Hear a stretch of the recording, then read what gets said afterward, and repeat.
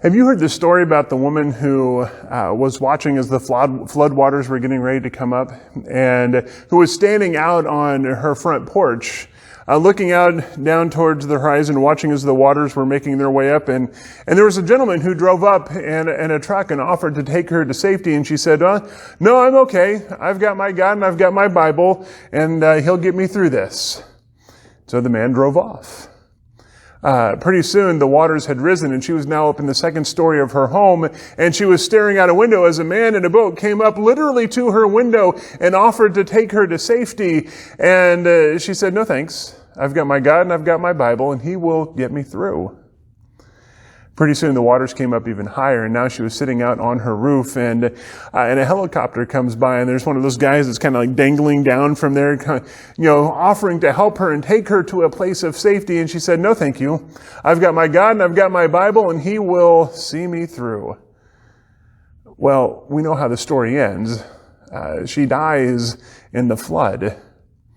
And so she gets up to heaven, and she is walking up towards the pearly gates, and she looks over at God and she says, "God, I was there. Why didn't you come and save me? Why didn't you save me from the floodwaters when they were coming up?" And God replies to her, He said, "I sent a truck, I sent a boat, I sent a helicopter, but you chose not to get into any of them." She kept waiting even as God was sending the miracle. She kept waiting even though all of the signs pointed for her to do something else. Keep that thought in your mind. That's kind of our main theme for where we're going today. But I want to remind us of where we've been. Over the last few weeks, we've been asking a lot of questions, and through those questions, we've come up with a few themes. And the first is that we remember and we are reminded that Easter changes everything. What Jesus did on Easter morning when He rose from the grave, when He rose from the dead, changed everything that we thought we knew. And that made things very different from that point going forward. And so we can expect to be different. Things should be different than they were before. Because of Easter, we see the world differently now because we have an end game. We read the story, all of the stories differently because we see what God does through Christ on Easter. We know how the story ends, and it's with glory in Jesus. And so we have built in an expectation that things will be different from this point going forward. But we also realize that because of that, we are given a bigger role to play in things. Meaning that we aren't just going to rely on God to perform all of the big miracles to convince people to come and to have faith, but He calls on us to do those things as well. And all of this will work because Jesus is the head of the body. This is how things are different, but how it can work is because He is the head. And the body is the church. He is the one that directs us to go and do. And we each, both as individuals and as the church, have a role to play in this new thing that is going on. But it's not always easy. We struggle with this because we don't always know if we're doing what we should be doing. Or we aren't sure if we're capable of doing these things. So sometimes that's the issue, is that God calls on us to do something, and we're like, "Lord, I don't know if I can do that. I don't know if I have the skills to do that." Jesus didn't just change things in the first century either, but that change is still going on. We are still changing even to this day. In fact, we're in a great time of change right now. And this was true even before the pandemic hit. This isn't just something that is brand new, but this is something many of us have known and we have watched. We know this change has been here, and we've been trying to figure our way through it. About every 500 years, we go through a very big change that redefines what it means to be a church, or what it means to be a Christian in our time, in our new place. And we were due for a big change. The last big one came about 500 years ago with the Reformation. The time has been here for us to change, and we are experiencing and living through that change now.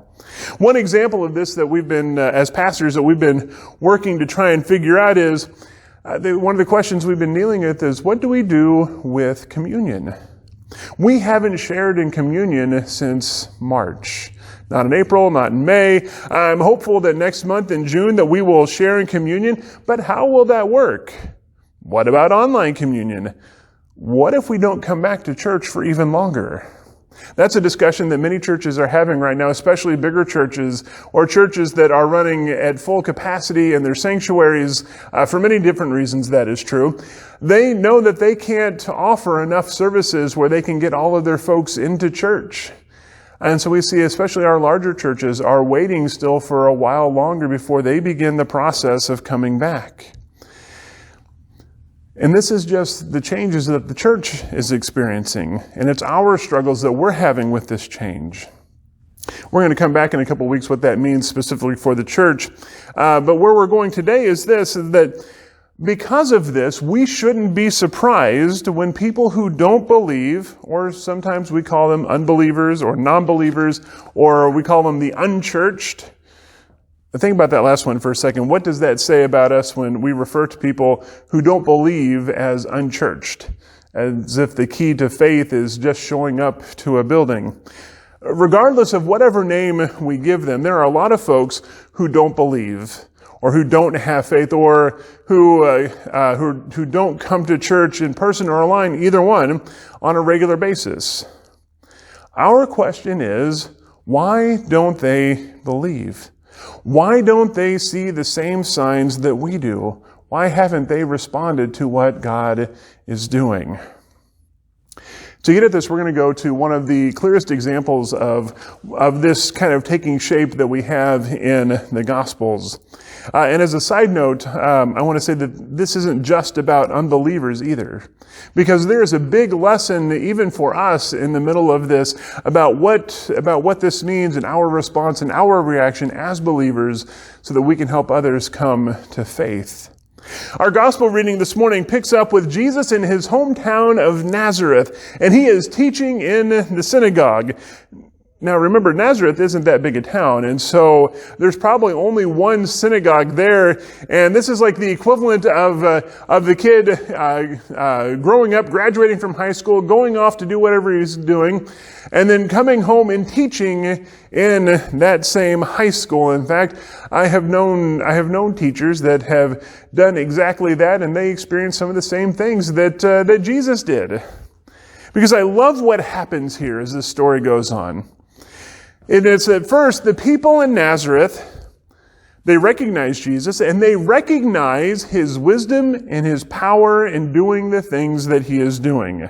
This is in verse 54. I mean, it's right there. They recognize what Jesus is doing, and they recognize his wisdom. And this should tell us something then important. And that important thing is that recognizing something as true and doing something about it can be two very different things. And that's because then the second thing that they do is that they question Jesus' authority to do anything. They want to know, what power does he have? Why is he doing all of these things? But here's where they're sneaky about this, because they don't directly confront Jesus about this. They don't come up to him and poke him in the chest and say, "Why are you doing this?" They don't do that. They begin to raise other questions. Because remember, they have said that he has the wisdom and the power to do this. He's like, well, obviously he has demonstrated this. But rather, they start to drag his family into it. And they pull in their own assumptions about who Jesus is based on what they knew about him when he was growing up. Their assumptions about who Jesus is don't fit with who he is now, but that doesn't bother them. They default to their assumptions, and they can't possibly conceive of where he got all this. So, in Matthew 13, verse 57, part A, the first part of the verse, they were repulsed by him and fell into sin. We're going to come back to this verse in a second, but know that is there. Because first we need to recognize that Jesus gets what's going on. He understands what's taking place around him. This is the last part of verse 57 and verse 58. But Jesus said to them, "Prophets are honored everywhere except in their own hometowns and in their own households." He was unable to do many miracles there because of their disbelief. Jesus couldn't do much there. The reason given for that is because of their disbelief or their unbelief. But why couldn't they believe? Why couldn't they understand the signs that were literally right in front of them? They even acknowledged that he had the power and wisdom, but they were refusing. Remember that they knew him. They had a pre-existing relationship with Jesus from the time before he became the Messiah, before he came out as being the Messiah. They didn't know him as we know him. They didn't know him as his disciples knew him. They knew him as the illegitimate son of a carpenter and that Mary girl. They knew the rest of his family, and none of the rest of them were like this. So the age-old question, what makes him think he's so special? And then the biggest one of them all, and Matthew's gospel doesn't explicitly state this, but you can almost feel that this is one of the underlying reasons just in the response of the people of Nazareth. And it comes out of John's gospel, chapter 1, verse 46a. The gentleman talking, Nathanael, responded, can anything from Nazareth be good? The other way we hear this, can anything good come from Nazareth? And the implication there is, well, no, nothing good can come from Nazareth. And the people of Nazareth seemed to believe that as well. They could see who Jesus had become, but they couldn't accept who he is. They couldn't accept it. Go back to where we were, Matthew 13, verse 57a. They were repulsed by Jesus and they fell into sin. In rejecting Jesus, and this was their only option, they either believed or they were sinners. Because first, remember, they acknowledged that Jesus had wisdom and the power to do this. And so their options were either to believe or to reject and be a sinner. And it says they fell into sin. But before we come down too harshly on the folks there in Nazareth, remember that we get a lesson in this too. Because this is always our choice as well. When we see good in front of us, but choose to ignore it because it doesn't fit with what we know, then we also are making the deliberate choice to sin. Then we are no better than the people in Jesus' own hometown. So why don't the unbelievers see the signs? And they don't see them for the same reasons that we don't. It's the same reason why disinformation and propaganda succeed. It's why conspiracy theories can gain so much traction. Just spend 10 minutes on Facebook sometime and you can see this very quickly. Rather than accepting something new or different or changing our minds or acknowledging that we were wrong, it is always easier to double down on where we already were.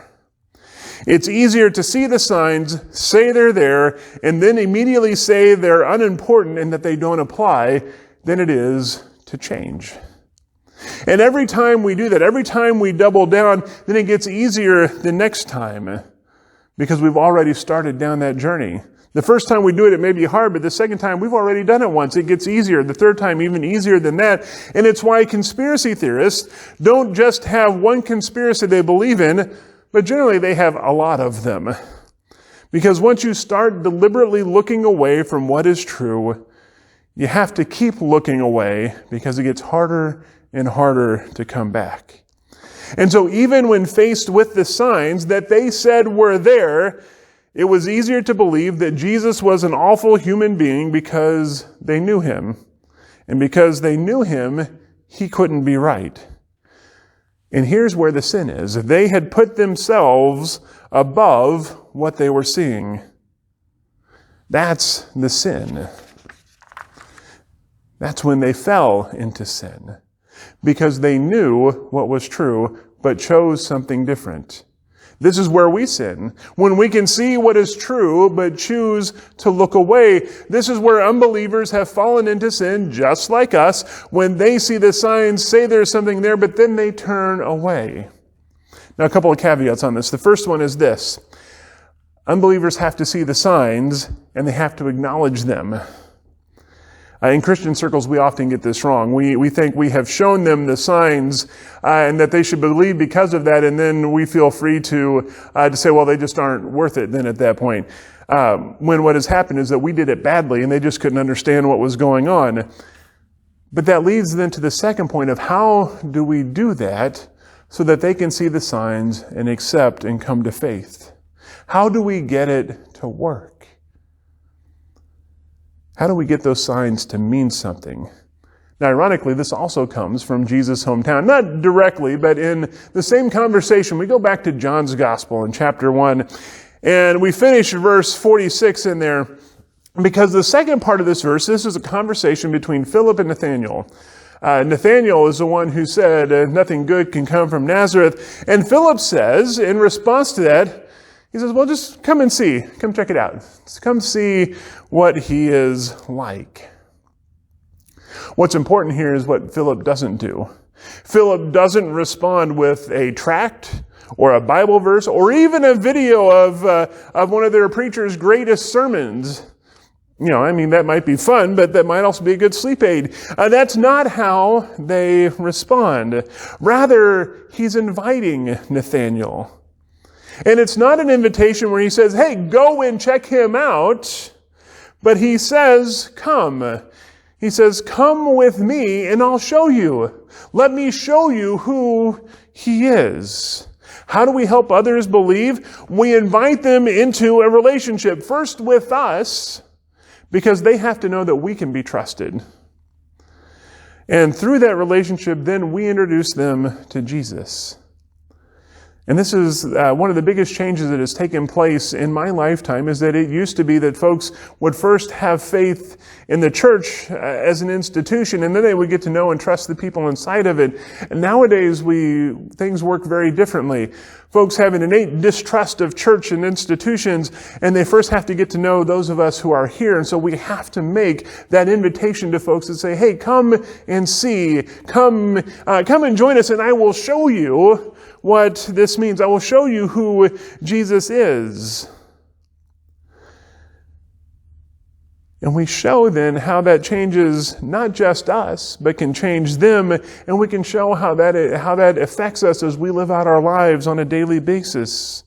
In the midst of a pandemic, when we all miss people, even this committed introvert, I miss people, now is the time when we can give an invitation to someone else to come and see. Doesn't even have to be a big one. Doesn't have to be high pressure, because it's both the safest thing that we can do, but also the most dangerous. Because through it, Jesus will change their world. As we go into this week, I want you to take some time, even into something simple. Go and invite someone into that kind of relationship. Say, come and see. Come join with us and see what's going on and who this is. And when you do that, help them then to understand the signs that they see. Let us go, let us do this, let us invite others into a relationship with Jesus Christ, and let us do this in His name. Amen. As you take a few moments for some reflection, I want you to think back on some of the folks maybe that have been waiting on an invitation from you. See if you can figure out who they are and how you can make that invitation in a way that helps them to come and join you and see your relationship with Christ and see the relationship that others of us have with Him and how they can come and be a part of it. And after you have reflected on that for a moment, I invite you to join in singing our final song this morning.